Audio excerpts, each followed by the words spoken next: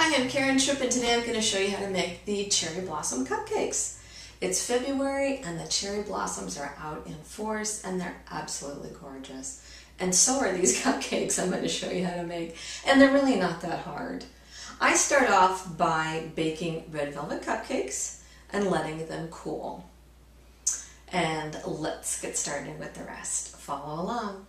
Okay, I've rolled out my fondant and now I'm just taking a little flour tool and punching out all my little flowers. I do a couple different sizes. If you have a third size, that's great too.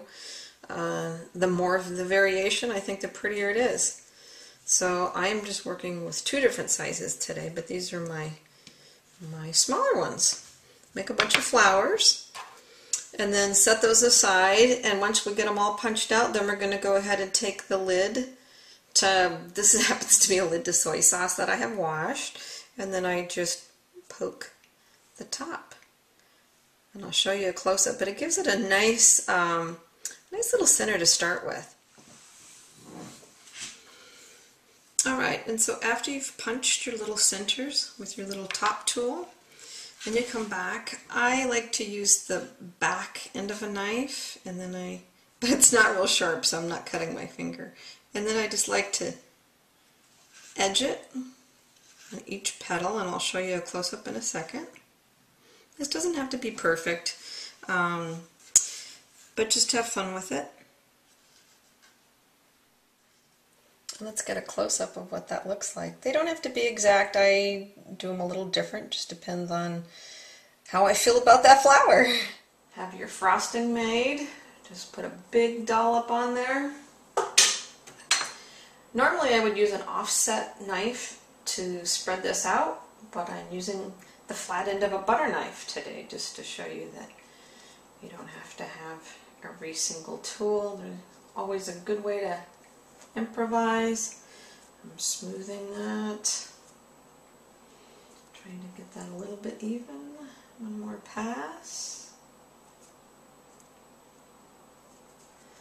and it's ready to go.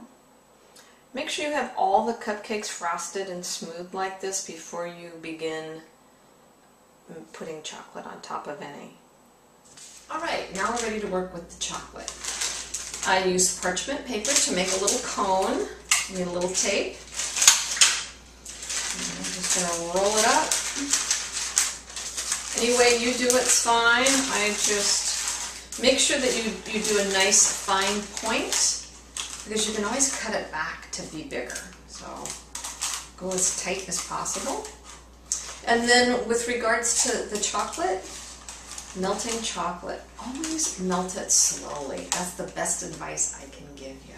So before we actually work with the melted chocolate, make sure you have your cupcakes all frosted and all set up and ready to go. Once we melt the chocolate, you're a little limited on the time, so we have to work fairly quickly. All right. Next, you want to melt the chocolate before putting it into the little cone. I'm using melt chocolate chips today, and I'm going to melt mine in the microwave, but you can put yours on a double boiler. Whichever way you prefer, just do it slowly. Alright, so I've got my chocolate going. Okay, so my chocolate cone, I'm actually going to go from the bottom. I make it sort of bumpy and jaggedy, like a stick. And then I'll have a little part that comes out that the flour will sit on. If I need to, I can always go back in on top. But it's good to make it look a little lumpy and bumpy, like a branch. That's going to go out, zigzag a little, and then up. Put something up there. Have a little branch for that flower. And then I just take my cherry blossoms, go put that there, and just set them on top. And it's that simple.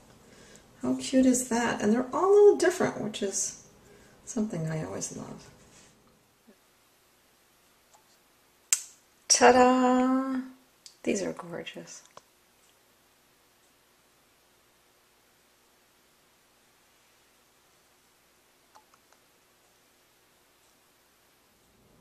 And there we are, cherry blossom cupcakes. Now wasn't that easy? Thanks for watching.